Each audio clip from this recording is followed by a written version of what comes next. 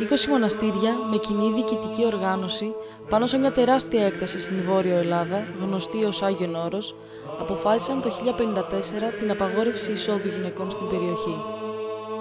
Το δικαίωμα αυτό προστατεύεται από το εθνικό και ευρωπαϊκό δίκαιο περί της θρησκευτικής ελευθερίας και της προστασίας της ιδιοκτησίας και του ιδιωτικού ασύλου.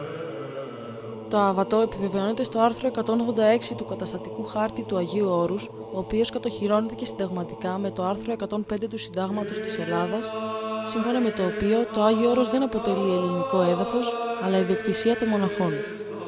Είναι παράδοση, είναι μια ισχυρή παράδοση. Λίγες παραδόσεις ισχύουν 1000 χρόνια. Έχει να κάνει με την αντιπαλότητα των δύο φύλων. Δεν μπαίνει σε αυτό που λέμε ανισότητα ή διαφορετικότητα στην αντιμετώπιση των δύο φύλων. Σημαίνει εκτιμοσύνη, σημαίνει παρθενία, σημαίνει άσκηση. Γιατί ο Ορθόδοξος μοναχισμός κυρίως λέγεται ησυχασμός. Ησυχασμός σημαίνει να βρει τον τρόπο να παραδοθεί στον θείο έρωτα. Βασίζεται σε μια ιδεολειψία ότι οι γυναίκες είναι βρώμικες, κατώτερες και φορείς του πονηρού.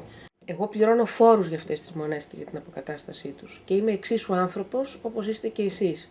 Και δεν βλέπω για ποιο λόγο, εάν επιθυμώ να μπω με τους όρους, ξαναλέω, που η μονή θα θέσει, γιατί είναι ένας χώρος θρησκευτικός και λατρείας, δεν νομίζω ότι είναι τόσο σκάνδαλο μια γυναίκα σοβαρά ντυμένη, όριμη επιστήμονα να πάει να δουλέψει στο Άγιον Όρος, θα αλλάξει η ζωή των μοναχών. 1000 χρόνια περίπου μετά και συγκεκριμένα στις 15 Ιανουαρίου 2003 στο Στρασβούργο, το Ευρωπαϊκό Κοινοβούλιο ενέκρινε έκθεση σχετική με τα θεμελιώδη δικαιώματα που μεταξύ των άλλων ζητείται να αρθεί η απαγόρευση εισόδου γυναικών στο Άγιο Όρος. Ναι, το άβοτη θα μπορούσε να καταργηθεί. Όταν η απλότητα των ανθρώπων θα είχε επιστρέψει εκεί που θα ήταν πριν την πτώση του παραδείσου. Εκεί ούτε ο Θεός θα είχε δικαίωμα να μας βάλει άβατο.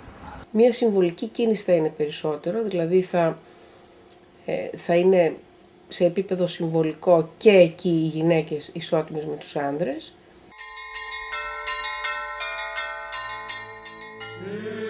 Σύμφωνα με την έκθεση, αναφέρεται μεταξύ άλλων ότι το άβατο του Αγίου Όρους παραβιάζει την παγκοσμίως αναγνωριζόμενη αρχή της ισότητας των φύλων, την κοινοτική νομοθεσία για την απαγόρευση των διακρίσεων και για την ισότητα, καθώς και τις διατάξεις περί της ελεύθερης κυκλοφορίας των πολιτών.